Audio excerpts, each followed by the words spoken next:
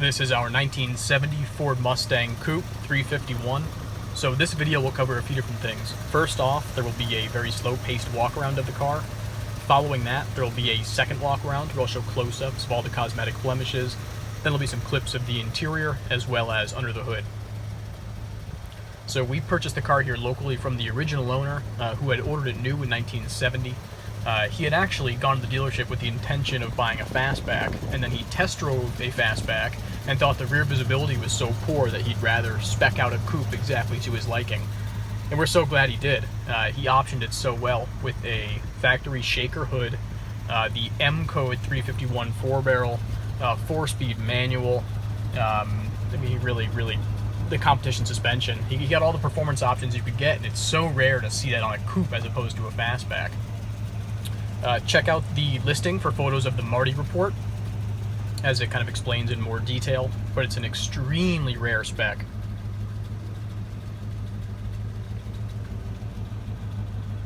Body, as I'm sure you've seen already, has some bubbling, particularly on the quarters over the wheel wells.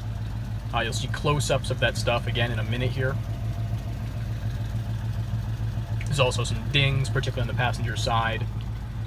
The polished surfaces are quite good. Front and rear bumper show minimal oxidation, as does all the window trim. The polished trim along the rocker is a little bit tired, kind of faded, has some scratches. Wheels are in really nice shape, no curb rash or significant oxidation on the rings. Tires are relatively new, 2014. Car actually only has 59,200 actual miles. Odometer is functional. And that is accurate based on having long conversations with the original owner and his daughter. The car was repainted once in the same color, though not metallic.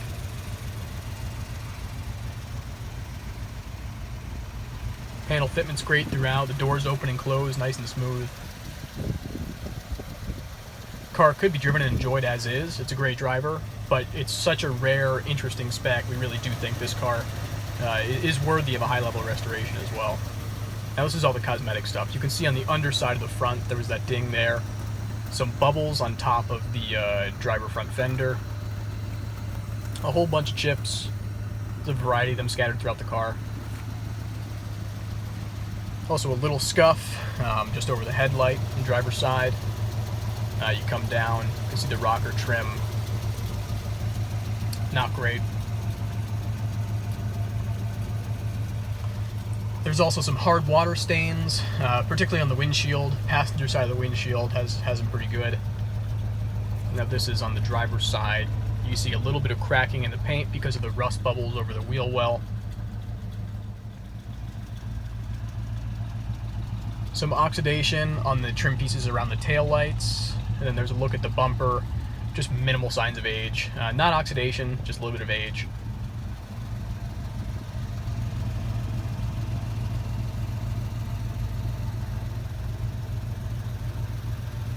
You can see a crease there, a dent along the side.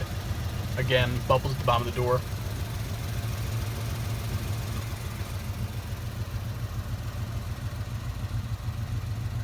Whole bunch of chips.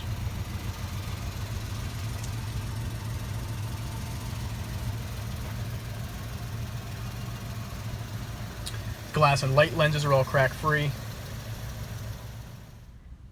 Look at the interior. There's a burst on the driver armrest. Dash top is really nice. No cracks or discoloring. Nice deep black finish.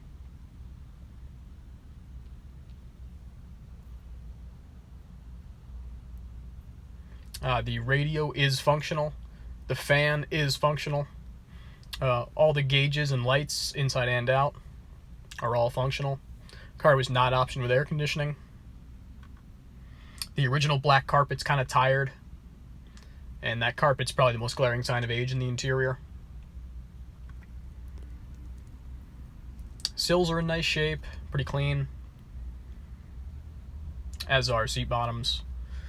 The 4-speed really makes this car. It's a blast to drive. It's quite a bit of power. Now the seats, originally black vinyl bucket car. No console, though it will come with a console in the trunk. Seats were reupholstered years ago. Look really, really good.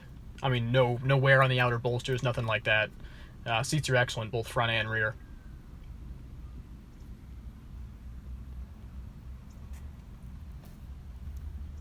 Can see some slight discoloring of the carpet. Nothing too scary. Back of the driver's seat is kind of scratched up. But headliner is nice and tight.